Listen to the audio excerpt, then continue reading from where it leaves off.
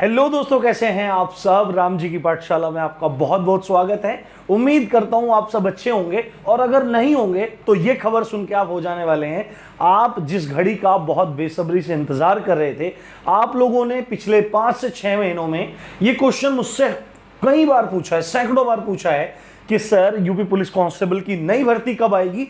इसके बारे में उड़ती उड़ती खबर थी कि 52,000 भर्ती आएगी, पर कब आएगी, कैसे आएगी, क्या जॉब क्राइटेरिया होगा और क्या क्या योग्यताएं होंगी, क्या एज रिलैक्सेशन मिलेगा, इस सब के बारे में बात करने वाले हैं। और आपके लिए ये भर्ती बहुत जल्दी खुलने वाली है, तो कमर अपनी टाइट कर लीजिए और दिमाग अपना सेट कर लीजिए, क्योंकि भर्ती इस बार हमको होना है।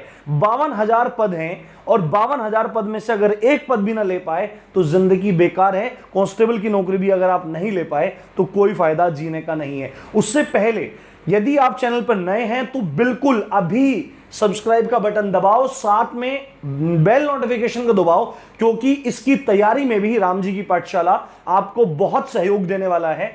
एक एक चीज की स्ट्रेटजी, एक ओवरऑल स्ट्रेटजी बताई जाएगी, साथ में पर्टिकुलर सब्जेक्ट की स्ट्रेटजी बताई जाएगी। और जब तक आपका एग्जाम नहीं हो जाता, जब तक आप कांस्टेबल बन नहीं जाते, तब तक आपका छोटी छोटी चीजों में, चाहे वो कंटेंट हो, चाहे वो मोटिवेशन हो, चाहे वो इंफॉर्मेशन हो, या किसी भी तरह का सपोर्ट हो, वो बिल्कुल निःशुल्क आपको प्रोवाइड करवाया जाएगा। साथ में देखो, कई बार क्लासेस की और वीडियोस का नोटिफिकेशन नहीं मिल पाता है, तो डिस्क्रिप्शन में लिंक दे रहा हूं टेलीग्राम चैनल का, उसको ज्वाइन कर लो। वहां पे वीडियोस चली जाती हैं, तो आपका यूट्यूब नोटिफिकेशन भी नहीं आता तो कोई दिक्कत नहीं होगी। ये सारी बातें करने के बाद देखो मैं कितना एक्साइटेड हूं कि मैं सही से बोल भी नहीं पा रहा हूं। मुझसे बहुत बार पूछा था, तो मैंने पहले बताया था कि भर्ती के चांसेस अभी थोड़े थोड़े हैं, पर अभी बहुत सारे मित्र मेरे पुलिस में हैं, तो उनसे सूचना मिली है कि बहुत जल्द आपके सामने 52,000 प्लस के आसपास भर्ती आपको देखने को मिलेगी। और इसके लिए बिल्कुल आपको तैयार रहना है, जी जान लगा देनी है। यदि आप किसी और काम में लगे हुए हैं तो साइड में रख दीजिए और तैयारी करनी शुरू कर दीजिए। अभी हम जानेंगे कि कब तक भर्ती आपकी आ जाएगी और कब तक इसके एग्जाम होने के चांसेस हैं। ये अनुमान थोड़ा थोड़ा मैं आपको बता रहा हूं। भर्ती आपकी आ रही है, ये डेफिनेट है, पर आपकी भर्ती आने में कितना समय लगने वाला है उसके बारे में चर्चा करेंगे। साथ में जो योग्यताएं हैं, अर्हताएं हैं, जो एलिजिबिलिटीज हैं, उनकी बात करेंगे, आयु की बात करेंगे। एज रिलैक्सेशन एक बहुत बड़ा मुद्दा है, इसके बारे में बात करने जाएंगे, और लंबाई और चेस्ट के बारे में और फिजिकल एबिलिटी के बारे में बात करेंगे। तो आपका जो ये फॉर्म है, ये फॉर्म निकलने के चांसेस हैं आपके सितंबर में। कब? सितंबर में। आपका सितंबर में फॉर्म निकल सकता है। अब सितंबर में कभी भी निकल जाए, ठीक है। अभी यूपीएसआई वाला मामला धीरे धीरे अब उसकी तैयारी में भर्ती बोर्ड लगा हुआ है, और उसका एग्जाम अक्टूबर में संभावित है।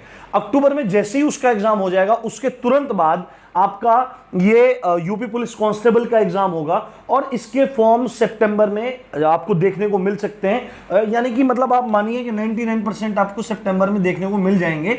और बिल्कुल आप तैयार रहिए, अच्छे से तैयार रहिए, वैकेंसी आ रही है। अब योग्यताएं क्या क्या हैं? योग्यताएं आपको सब पता ही है।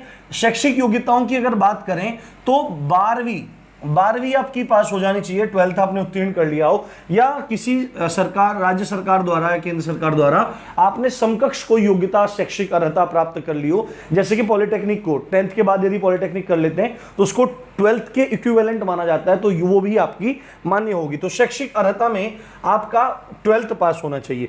अब आयु की बात कर लेते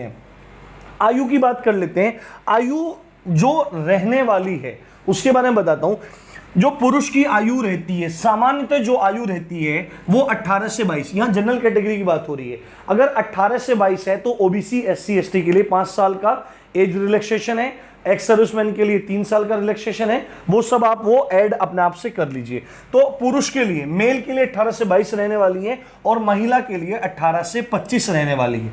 लास्ट टाइम क्या हुआ था, जब 49,568 आई थी 2018 में, उसमें क्या हुआ था, एज रिलैक्सेशन मिला था 1 साल का, और कोर्ट के माध्यम से मिला था, तो 1-1 साल का इसमें छूट मिल गया था।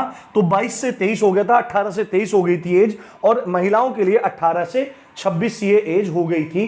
बट जो कैटेगरीज थे, अलग कैटेगरीज थे, उन कैटेगरीज को जो एज का क्राइटेरिया है वो बिल्कुल एज रिलैक्सेशन पहले के हिसाब से जो नॉर्मल होता है उसके हिसाब से दिया गया। अब जो ये मुद्दा है कि सर एज रिलैक्सेशन मिलेगा या नहीं मिलेगा, तो इसके बारे में देखो अभी कुछ भी कहना ठीक से मतलब संभव नहीं है कि पक्का मिलेगा ही नहीं मिलेगा, क्योंकि राम जी की पाठशाला कभी भी कोई भ्रम नहीं फैलाता है और ना ही आपके पास झूठी खबरें पहुंचाता है। जो बात है सो बात है, ये आप राम जी की पाठशाला पे आज भी देख लीजिए, और अब से जब तक आपकी भर्ती पूरी नहीं होती तब तक देख लीजिए, आपको सटीक और सही जानकारी ही मिलेगी। अब आप में से बहुत सारे लोग दलील रखेंगे कि पिछली बार मिला था तो उसका क्या कारण है वो आप जाने, पर अभी हाल फिलहाल में जो भर्ती चल रही है यूपी पुलिस एसआई की जो भर्ती चल रही है उसमें एज रिलैक्सेशन मिल रहा है, ठीक है, उसमें एज रिलैक्सेशन मिल रहा है। तो आप बोलेंगे कि हमको भी एज रिलैक्सेशन मिलना चाहिए,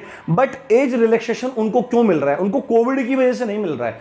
दरअसल क्या था, 2017 में सुप्रीम कोर्ट ने उत्तर प्रदेश सरकार से पूछा था कि आपके यहाँ कानून एवं दंड, लॉ एंड ऑर्डर, कानून व्यवस्था इतनी लचर क्यों है? तो उन्होंने बोला हमारे पास पर्याप्त पुलिस बल नहीं है, लगभग 12,000 के आसपास हमारे दरोगा के पद खाली हैं, और आपके लगभग हमारे पास मतलब 2.5 लाख के आसपास उनके जो कांस्टेबल के पद खाली हैं। तो उन लोगों को अब क्या हुआ, 2007 फिर उन्होंने बोला, एफिडेविट जमा किया राज्य सरकार ने, उन्होंने बोला कि हम लोग 2018 से 3,3200 दरोगा निकालेंगे और कांस्टेबल निकालेंगे 50,000 के आसपास।